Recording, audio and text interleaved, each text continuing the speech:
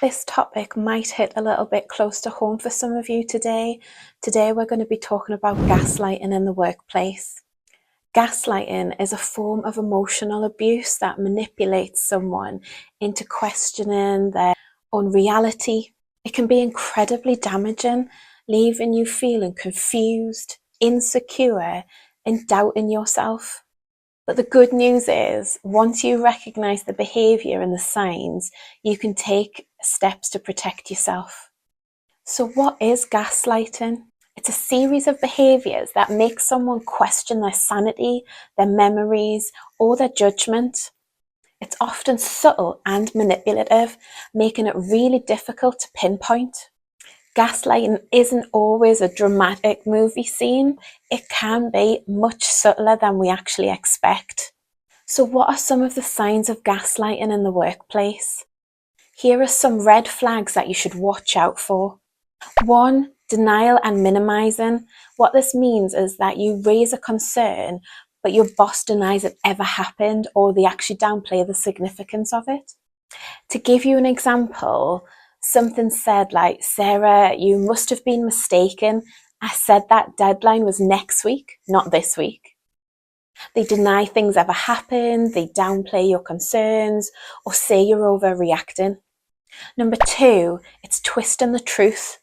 The gaslighter rewrites history, making you think or misremembered something or even misunderstood something. An example of this could be, "Wait, Jonah, I thought it was you that actually cancelled the presentation." They keep you in the dark, making it hard for you to actually do your job effectively. Number 3, trivializing your feelings. So what this is your emotions are dismissed as overreacting or being too sensitive. An example of this could be said in a way such as, "Don't be so dramatic, Larissa. It's just a little criticism. You can handle it." Number 4, withholding information.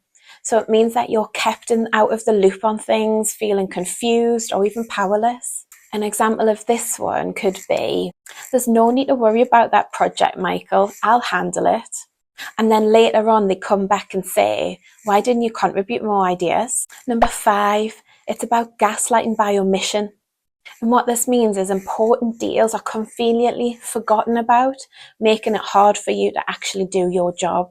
An example of this could go something like, "Oh, I completely forgot to mention that client prefers green, not blue in the logo," making you look silly in front of the client that you actually have. Now I want to look at some signs that might indicate that you are actually being gaslighted at work.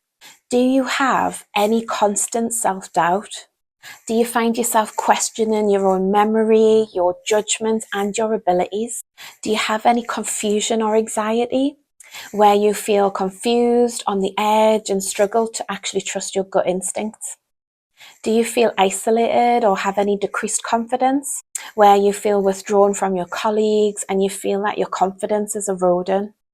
Do you ever feel a little crazy? It's where you actually start to believe you're the problem and question your own sanity. What we've got to understand here is gaslighting can come from anyone at work. It could be a boss, a colleague, or even a client. What I want to do here is put that into some more context for you and put it in a scenario. So scenario 1, you complete a project successfully, but your boss takes credit and denies any of your contribution in that. Scenario 2, you raise a concern about a safety issue, and your colleague dismisses your worries and calls you paranoid. Scenario 3, you're given very unclear instructions that lead to a mistake. Your manager blames you and denies giving you the wrong information. There are many other examples out there, but hopefully that's given you some context and some premise of how gaslighting can actually happen at the workplace. Gaslighters also often use specific phrases, so let's listen out for some of these red flags. 1, they could be saying things like, "You're imagining things that never happened," and that comes under the denial category. 2, "Don't be so sensitive, you're overreacting again," which comes under the minimization category. 3, "It's your fault that project failed. You clearly didn't understand or listen to any of the instructions," and that comes under shift and blame category. 4, "Honestly, I don't remember saying that," and that comes under the lying and contradiction category. Gaslighting can have a serious impact on your mental health, and it can lead to anxiety, depression, and even difficulty in trusting your own judgments. It can be quite a serious topic, and that's why I've placed some emphasis on giving you some examples today. In the workplace, it can make you feel really disengaged, unmotivated, and it can ultimately affect your performance at work. So what I want to do again is help you recognize gaslighting. Here are some other signs to look out for. You constantly feel confused and doubt your memory. You find yourself apologizing excessively. You feel like you can't trust your own judgments. You isolate yourself from your colleagues. If you're feeling any of what I've just mentioned and suspect you're being gaslighted, you really do need to take action and challenge this appropriately. I do know it's easier said than done, but here are some tips for you to help you out. 1, always trust your gut. If something feels off, it probably is. Don't ignore your intuition. 2, document everything. Keep records of interactions, any dates, and give specific examples of the gaslighting behaviour. 3, seek support. Talk to a trusted colleague, a friend, or a HR representative. Don't isolate yourself. 4, set boundaries. If at all possible, limit your interactions with the gaslighter. 5, challenge the behaviour. Calmly and directly address the issue using statements with I, such as I feel frustrated when, and then whatever that context may be. And please remember, it's not your fault. Gaslighters are master manipulators. If you feel you need to talk to someone outside of your organisation, there are various support systems that you can go through, such as ACAS, and also you can call the National Bullying Helpline. Now, these are UK-based companies, so it might be that you want to look at other companies wherever you are in the world. Gaslighting can be such a complex issue, but by recognising the signs and taking some steps to protect yourself, you can minimise the impact on your mental health at work and make and create a healthy working environment.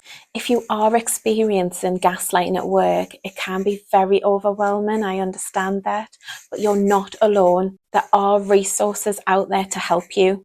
In the video description, I'm going to add the links to ACAS and the National Bullying Helpline, but remember that your organisation will have internal support too, so please look out for that.